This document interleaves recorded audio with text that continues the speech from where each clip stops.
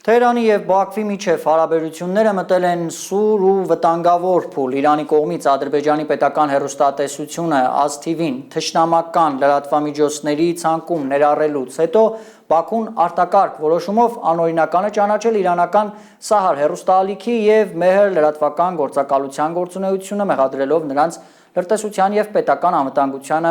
սպառնալու համար։ Իրան-Ադրբեջան հարաբերություններում աճող լարվածությունը կքննարկենք Հայլուրի տարածաշրջանային վերլուծաբան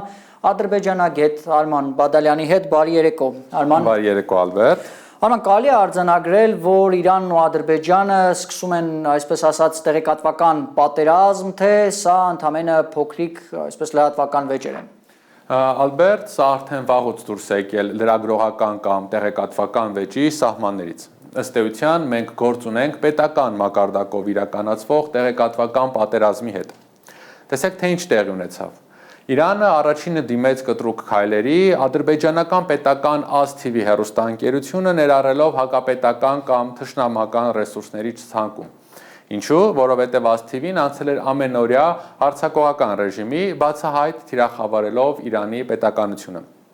Մարտին, երբ սկսվեց Իրան-Միացյալ Նահանգներ պատերազմը, պաշտոնական Բաքուն պետական հեռուստալիքի երեկոյան լուրերով սկսեց հատուկ թողարկումների շարք, որոնք ուղղված էին Իրանի դեմ։ Բացի այդ, շաբաթական 2-3 անգամ եթեր էին հեռարձակում հաղորդաշարեր, որտեղ հրավիրված այսպես կոչված փորձագետները հանդես էին գալիս Իրանի հոգևոր և ռազմական ղեկավարության դեմ կոշտ հայտարարություններով։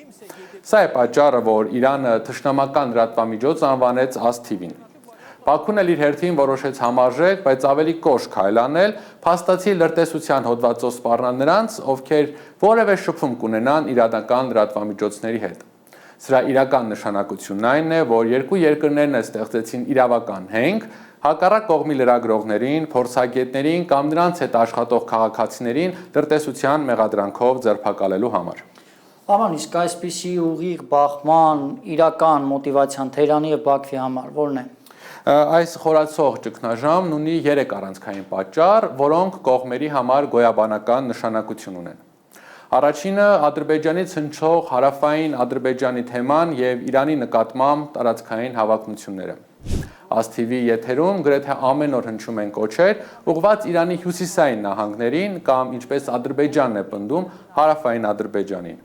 Այս կերպ կասկածի տակ դնելով Իրանի տարածքային ամբողջականությունը։ Թեհրանը սա անցալում է որպես արտաքին ուժերի պատվերով իրականացվող անջատողական նախագիծ։ Պարզ է, որ Իրանում արտաքին ուժեր ասելով նկատի ունեն Թուրքիային։ Լարվածության երկրորդ պատճառը Իսրայելի գործոնն է։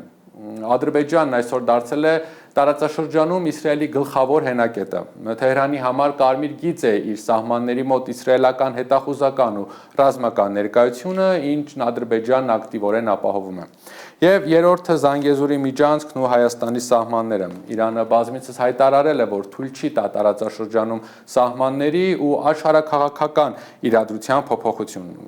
Բաքուն փորձում է մեդիա հարձակումներով լրացնել Թեհրանին, իսկ Իրանն էլ ցույց է տալիս, որ պատրաստ է կոշտ հակահարվածի։ Արման, իսկ առաջիկայում ինչ զարգացումների սպասել և ի վերջո տարածաշրջանային անվտանգությանը սա ինչ անդրադարձ կունենա։ Ալբերտ, երբ որևէ երկրում մեկ այլ երկրի լրատվամիջոց հայտարարվում է անօրինական ու լրտեսական, սովորաբար դրան հաջորդում են ավելի լուրջ գործընթացներ։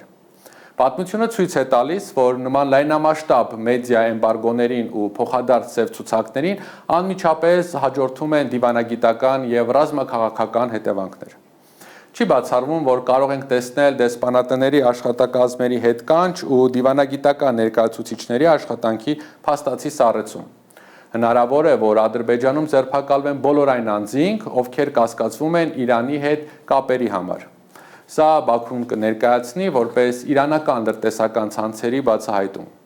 Թեհրանի և Բաքվի միջև անդունդն ավելի է խորանում, և սա ուղղակիորեն ազդելու է Հարավային Կովկասի անվտանգության վրա։